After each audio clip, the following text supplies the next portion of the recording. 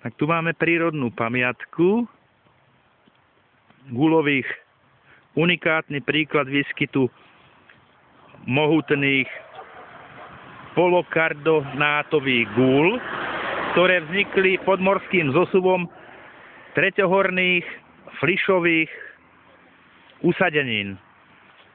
Priblížime si to, aby ste si to mohli aj prečítať, prípadne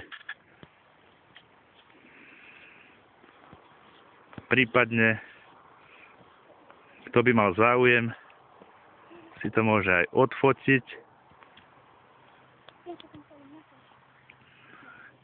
Čiže je to veľmi vzácne a nenachádza sa to temer nikde. Nafilmujeme aj skalu,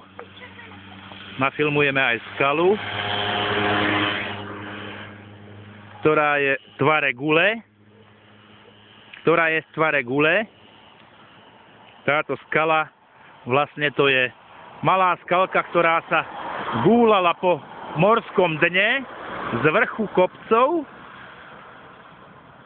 a na ňu sa nalepili čiastky morského dna. Čiže podľa tejto skaly by sa dalo určiť, kde čo tu nachádzalo.